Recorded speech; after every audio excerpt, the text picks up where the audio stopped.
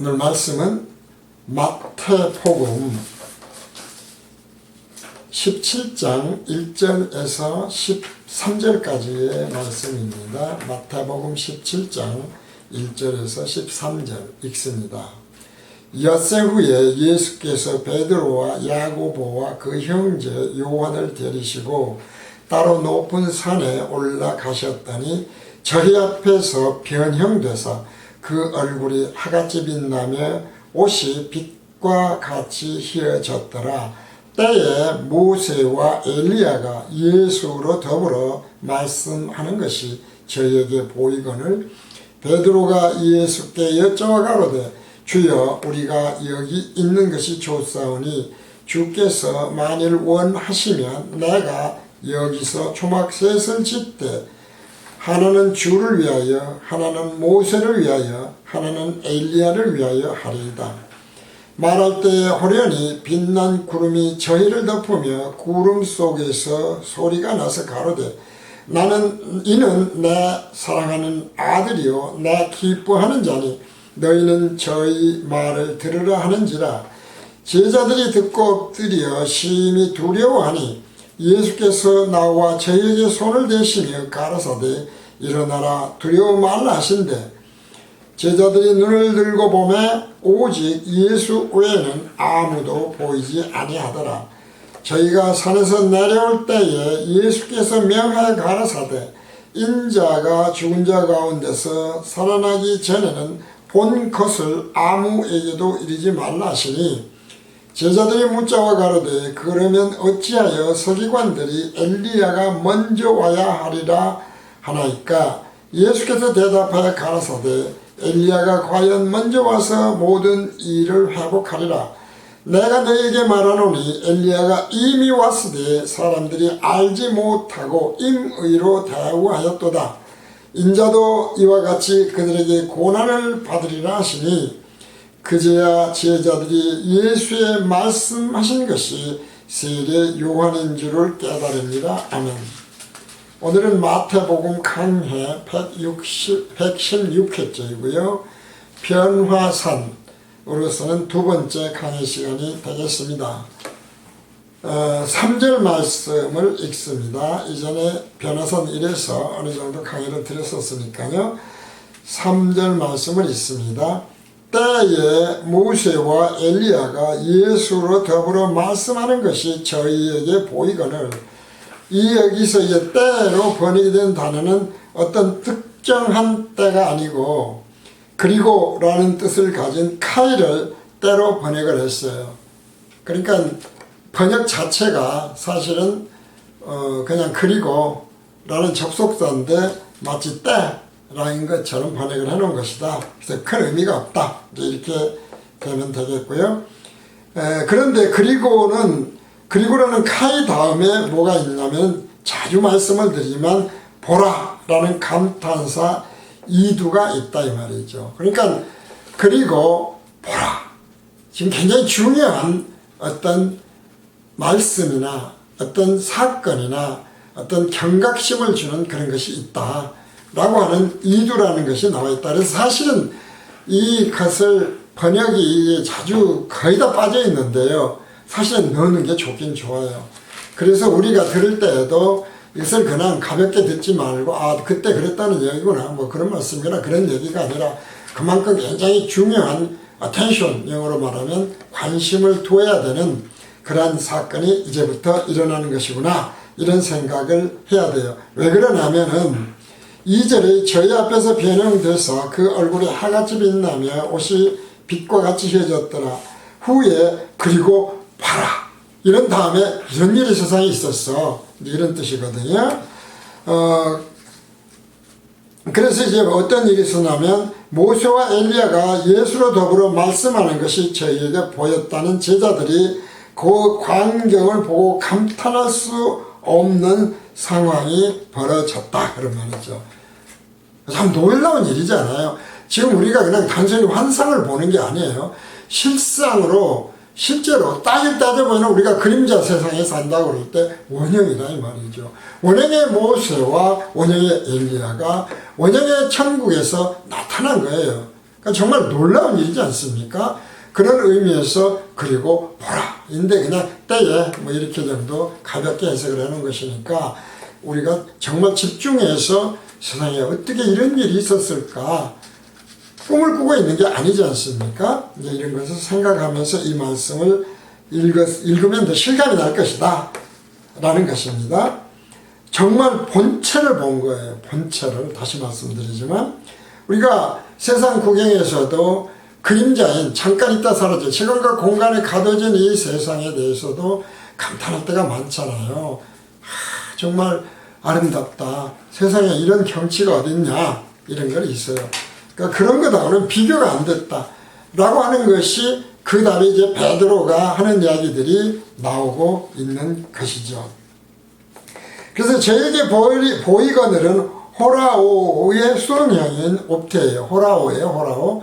우리가 이제 호라오라고 하는 것에 대해서 보라에 대해서 여러 가지로 과거에 마태복음 우리가 강의 18입니다. 오래전입니다만은 18회째에서 호라오에 대한 단어 강의를 상세히 드린 적이 있어요. 그러니까 호라오는 뭐냐면 사람이 찾아보는 것이 아니에요. 사람이 일부러 막 보려고 해서 애써서 찾은 것이 아니라 성령에 의해서 영적으로 깨달아져서 보게 된 것이 호라오였다. 그러니까 이 단어가 그래서 늘 말씀드리지만 성경은 나름대로예요. 인간의 언어로 또 당시에 그리스의 문법들로 표현되어 있었기 때문에 완벽하지는 않지만 그러나 어쨌든지 간에 뭐 성경 1.1핵독 이렇게 얘기하지만 사실은 그건 무리긴 하죠. 근데 어쨌든지 간에 가장 영적인 것을 잘 표현할 수 있는 단어와 문법과 언어를 선택했던 것이 그리스어였다. 헬라어였다. 그런 말씀 드렸지 않습니까? 그리고 당시 하나님은 역사를 주관하신 하나님이 어떻게 된 거예요? 동서양이 융합되어서 나타났었다. 라고 하는 이제 그런 말씀을 드렸었죠. 그래서 그런 명에서 호라오인데 수동형이에요. 주어가 하나님이었다. 성령이 보이도록 해주셨다. 라고 하는 옵테를 썼다는 것입니다. 하나님이 보여주신 거예요. 주어가 하나님이다. 모든 것은 하나님이 주관하신다. 이제 이런 것을 다시 이 호라오를 쓴 그 중에서도 수동형의 옵테를 쓴 성경 말씀인 것을 우리가 생각을 할 수가 있다는 것입니다.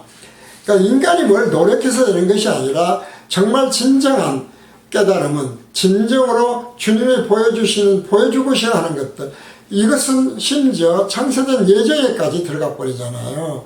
인간이 뭘 계획하고 해서 되는 것이 아니다. 하나님은 온전하시기 때문에 이미 다 모든 것들을 창세전에 다 예정을 해놨다. 그래서 늘 말씀드리지만 영화를 필름으로 찍는 것과 같다. 하나님의 입장에서는 그렇습니다. 근데 인간은 관객이니까 모르는 거예요. 이렇게 생각하시면 되겠습니다. 4절입니다. 베드로가 예수께 여짜고 가로되 주여 우리가 여기 있는 것이 좋사오니 주께서 만일 원하시면 내가 여기서 초막셋을 짓되 하나는 주를 위하여 하나는 모세를 위하여 하나는 엘리야를 위하여 하나이다. 짓겠다 말이죠. 사실상 이것도 이제 사람을 주어로 보면 베드로의 믿음이 얼마나 대단한 것인지 베드로가 어떻게 보면 또 얼마나 단순한 것인지 얼마나 어린아이와 같은 믿음을 가진 것인지도 알 수가 있지요. 그러나 이것은 우리가 그런 감탄사 하나님의 창세전 예정에 관한 하나님의 온전성까지 새하늘과 새 땅에 대한 온전성까지를 호라오로 보여줬다고 한다면 어떤 생각이 드냐면은 정말 새하늘과 새 땅, 이 세상이 사라져버릴 잠시 있을 이 땅은 왜 그림자요 나그네라고 하는지 더 깊이 감탄을 하면서 기대를 할 수 있게 되죠. 그 정도로 그냥 어마어마하게 좋은 거예요. 그래가지고 아주 그냥 세 사람이 나타나서 대화하는 그런 빛의 광경을 보는 정도로서도 깜짝 놀랄 정도로 좋았다. 그런 이야기가 되는 것이죠. 그러니까 하늘의 왕국, 우리가 지금 막연히 죽어보질 않았으니까 뭐 천국 또 신천신지 새하늘과 새 땅으로 바뀐다. 대단한 것이 아닌 것 같기도 하고 뭐 꿈 같기도 하고 잘 믿어지지도 않기도 하고 그러죠.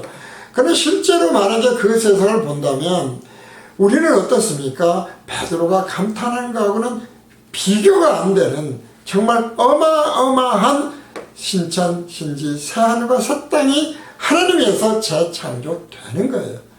우리가 정말 좋은 우리가 보석도 마찬가지 아닙니까? 보석 이야기가 많이 나옵니다만은 좋은 구경거리들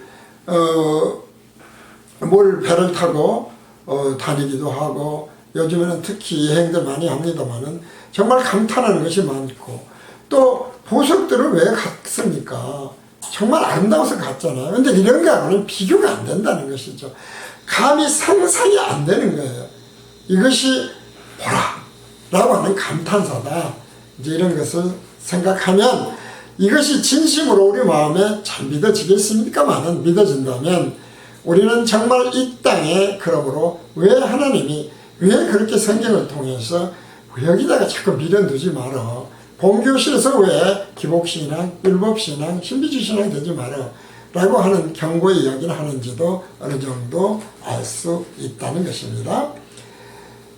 그래서 거듭나지 않은 영은 영적으로는 무지 상태에 있을 수밖에 없어요. 베드로도 아직 무지 상태, 영적으로 거듭나지 않은 상태였을 때였었죠. 그렇기 때문에 우리가 지금 베드로가 사람의 생각으로 계속 보잖아요. 보면은 그러면서 하나님은 또 그 입술을 주관해서 하나님의 일들을 증거하기도 해요. 오늘날 목회자들이나 우리가 뭐 기도를 할 때나 예수를 믿는 신자들에게 기독교인들에게 많이 나타나는 현상이에요.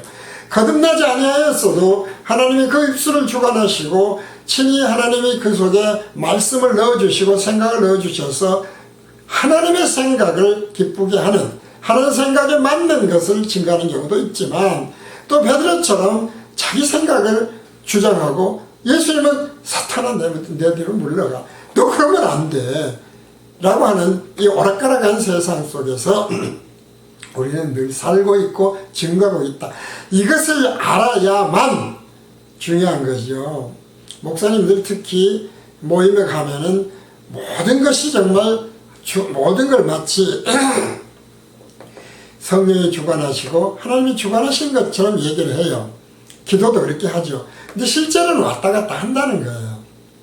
이 잘못이 가톨릭에서는 교황의 무료성으로 나타나는 거예요. 교황이 물론 그러니까 교황직은 무료이나 교황 자체는 무료가 아니다고 얘기는 하지만 맞는 면도 있어요. 그런 부분들은. 그러나 성령으로 거듭나지 아니한 교황이라면 그것은 문제가 있죠. 자, 바로 여기에서 베드로가 내가 여기에 초막셋을 짓 때에서도 잘 알 수 있어요. 천국의 사람이 짓는 것이 아니죠. 예수님이 그 권능으로 지어서 거저 나눠주시는 것이다. 요한복음 14장 1절에서 8절입니다. 요한복음 14장 1절에서 8절 새하늘과 새 땅입니다. 지금 예수님이 그 말씀을 알려주십니다. 이렇게 너희는 마음에 근심하지 말라. 하나님을 믿으니 또 나를 믿으라. 내 아버지 집에 거할 곳이 많도다. 그렇지 않으면 너희에게 이르시되 내가 너희를 위하여 처소를 예비하러 가노니 가서 너희를 위하여 처소를 예비하면 내가 와서 너희를 내게로 영접하여 나 있는 곳에 너희도 있게 하리라. 내가 가는 곳이 그 길을 너희가 아니라 도마가 가로되 주여 어디로 가시는지 우리가 알지 못하거늘 그 길을 어찌 알겠삼나이까. 당연히 모르죠. 건너기 전이니까. 예수께서 가라사대 내가 곧 길이요 진리요 생명이니 나로 말미암지 않고는 아버지께로 올 자가 없느니라. 너희가 나를 알았다면 내 아버지도 알았으리로다. 이제부터는 너희가 그를 알았고 또 보았느니라. 자, 앞에 보면은 이는 내 사랑하는 아들이라 이런 말씀들이 예수님은 하나님이 아니다. 독생자다. 여호와의 증인이나 또 실제로 장로교 계통에서도 그런 총회들이 있어요. 여러 곳이 그러죠. 예수님은 하나님의 아들이지 하나님이 아니다 라고 얘기해요. 그래서 참 어려운 거예요. 그래서 성령이 깨닫게 하시지 않으면 안 보인다. 그것이 우리는 총론불변의 진리란 틀로 보자 라고 하는 것이거든요. 지금 빌립도 거듭나지 않아서 왔다 갔다 하는 거예요. 근데 분명히 말씀하시잖아요. 너희가 나를 보면 예수를 보면 내가 곧 아버지다 그런 이야기거든요. 내가 하나님이다 이 말이야. 내가 하나님이야. 내가 하나님이니까 네가 나를 보았는데 왜 안 봤다고 그러냐. 빌립이 가로되 아버지를 우리에게 보여주옵소서 그리하면 족하겠나이다. 아직도 빌립은 깨닫지 못하고 있는 것이다. 그러니까 성경 말씀 헷갈리게 되어 있어요. 왜 영의 세계일까? 그러니까 결국 성령으로 거듭나기 전엔 베드로나 성령이 거듭나기 전엔 빌립이나 영적 수준으로 보면 깨닫지 못하고 있는 것은 같아요. 근데 깨달은 걸로 아는 거죠. 자기들은. 이런 경우가 많다. 그래서 5절 말할 때에 호련히 빛난 구름이 저희를 덮으며 구름 속에서 소리가 나서 가로되 이는 내 사랑하는 아들이요 내 기뻐하는 자니 너희는 저의 말을 들으라 하는지라. 사실은 굉장히 앞뒤가 모순이 있는 거예요. 지금 호련히 빛난 구름이 저희를 덮으며 라고 하는 것은 지금 하나님의 임재가 있을 때 성경적으로 계속 쓰여지는 관용구예요. 출애굽기 40장 34절에서 35절 보면 34절에서 35절입니다. 그 후에 구름이 회막에 덮이고 여호와의 영광이 성막에 충만하며 모세가 회막에 들어갈 수 없었으니 이는 구름이 회막 위에 덮이고 여호와의 영광이 성막에 충만함이었으며 이는 내 사랑하는 아들이요 내 기뻐하는 자니 또한 하나님의 임재로 하나님만이 하실 수 있는 말씀이다 라고 하는 거예요. 그러니까 늘 보면 하나님의 임재가 있을 때에 또 하나님만이 하시는 말씀인데 결과적으로는 사실은 뭐냐 이 말이죠. 우리가 여기서 헷갈리면 안 돼요. 창조하신 말씀으로 온 천하를 만물을 창조하신 예수님은 말씀 자체이고 하나님이에요. 근데 이걸 자꾸 성경에서 보면 이렇게 해석되고 저렇게 해석되는, 그래서 베드로와 빌립의 수준에 있는 목회자들이나 청회들이 아주 많다. 이걸 다시 한번 말씀드리는 겁니다. 마태복음 3장 17절은 마찬가지예요. 하늘로서 소리가 있어 말씀하시되, 역시 하늘에서 하나님의 임재 때 나타나는 현상이에요. 이는 내 사랑하는 아들이요 내 기뻐하는 자니라 하시니라. 그런데 이 말씀은 메시아에 대한 말씀이기도 하죠. 원래 메시아가 나타날 때 호련히 나타나는 부분들, 임재하실 때의 부분들, 이사야서 42장 1절에서 7절입니다. 이사야서 42장 1절에서 7절. 지금 메시아가 어떻게 나타나느냐. 내가 붙드는 나의 종, 내 마음에 기뻐하는 나의 택한 사람을 보라. 메시아인데 역시 이것도 잘못하면 하나님 자체가 아닌 것처럼 보이는 거예요. 보라, 내가 나의 신을 그에게 주었은지 그가 이방에 공의를 베풀리라. 그는 외치지 아니하며 목소리를 높이지 아니하며 그 소리로 거기에 들리지 아니하며 상한 갈대를 꺾지 아니하며 꺼져가는 등불을 끄지 아니하고 진리로 공의를 베풀 것이며 그는 쇠하지 아니하며 낙담하지 아니하고 세상에 공의를 세우기에 이르리니 섬들이 그 교훈을 앙망하리라.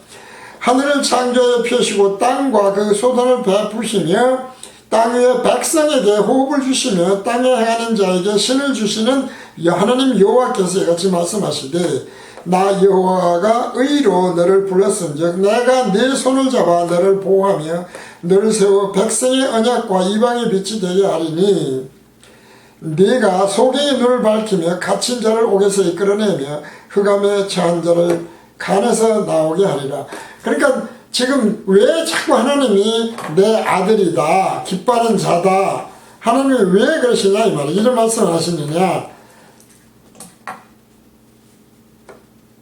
그런데 이것은 그렇다고 해서 창조된 것은 아니다. 피조물은 아니다. 이 참 굉장히 어려운 말씀드려요. 왜냐하면 메시아는 그렇게 온다는 얘기예요. 사람들이 보기에는 마치 피조물인 것처럼 온다. 사람의 눈으로는 그런 생각이에요. 인의 생각 혹은 우리가 사람의 믿음은 그렇다는 것이죠. 그러니까 이것을 그런데 분명히 빌립에게 예수님은 말씀하셔. 네가 보았은즉 하나님, 네가 나를 봤다면 하나님을 본 거야. 내 말이 곧 하나님이야. 이제 이런 말씀을 하셔. 그러니까 다시 하지만 총론불변 진리에 틀로 들어가 버리면 완전하게 이 모든 것들은 헷갈리지 않고 해결이 되는 것이다. 자, 그런데 마태복음 말씀에서 내 사랑하는 아들이요라는 말씀은 모세나 엘리야나 다른 선지자들에게 전혀 쓰이지 않는 거예요. 그것도 중요한 거예요. 그들을 내 아들이라고 그렇게 하시지는 않는다 이 말이죠. 기뻐하는 자라고 하지도 않아요. 저 말을 들으라고도 하지 않아요. 그러니까 메시아 되심은 결국은 무엇입니까? 아들이라고 하는 것은 영과 육이라고 했잖아요. 영과 육의 모습 때문에 모습으로 오는 메시아였다 이런 것을 생각할 수가 있죠. 그래서 사람들이 헷갈리는 거예요 이것이. 근데 영적 깨달음으로 순수하게 들어가 버리면 가신 동일한 하나님인 것이다. 이게 삼일체를 그래서 알아낸 것은 대단한 거예요 사실은. 신학적으로 보면 그 또한 하나님이 베드로에게 했던 것처럼 깨닫게 해 주신 것이다. 저는 그렇게 생각하는 거예요. 삼위일체도 베드로 깨달음과 동일하다. 결국 그렇게 생각할 수밖에 없다는 것이죠. 자, 그러자 어때요? 제자들이 듣고 엎드려 심히 두려워했어요. 이 두려움이라고 하는 것은 신의 임재함이 있을 때 피조물인 인간은 누구나 두려움을 느끼게 되어 있어요. 왜? 죄가 있기 때문에, 죄사함을 얻지 못했기 때문에, 거듭나지 아니하였기 때문에 나타난 거예요. 그러자 예수께서 뭐라고 그럽니까? 예수께서 나와 저에게 손을 대시며 가라사대 일어나라 두려워 말라 하시는데, 일어나라 두려워 말라는 모두 이것이 수동태예요. 일어나게 되어라, 일어나라, 네가 일어나, 이것이 주어가 아닌, 지금 번역이 그러니까 잘못돼. 일어나게 된다 이 말이죠. 내가 이렇게 해줄게, 두려워하지 않게 해줄게 라고 하는 말씀입니다. 두렵지 않게 해주시는 것이 하나님이에요. 그러니까 진정으로 하나님의 음성을 듣고 하나님에 의해서 듣는 것이 시작되고 성령으로 거듭나면 두려움이 없어져요. 왜? 그분이 나를 이렇게 세우니까. 주권적으로 이제 이런 이야기예요. 그래서 우리가 늘 말씀드리지만 창세전 예정에 들어가는 것도 하나님이 다 계획을 세웠다는 게 진정으로 믿어지면, 우리는 여기 있으니까 왔다 갔다 해요 늘. 그러나 사실은 진리를 제대로 깨달으면, 정론불변의 진리를 알게 되면 자유해진다 이 말이죠. 두려움이 없어져 버리는 거예요. 이런 것들이 오늘 지금 7절까지의 말씀인데, 중요한 말씀은 모두 수동태다. 주어가 누구다? 신적 수동태, 하나님이다. 이제 이것을 알 필요가 있습니다. 다시 마태복음 강의 116편에서 일을 여기서 마치고 다음으로 변화선 강의로 이어가도록 하겠습니다. 오늘 강의는 여기서 마칩니다.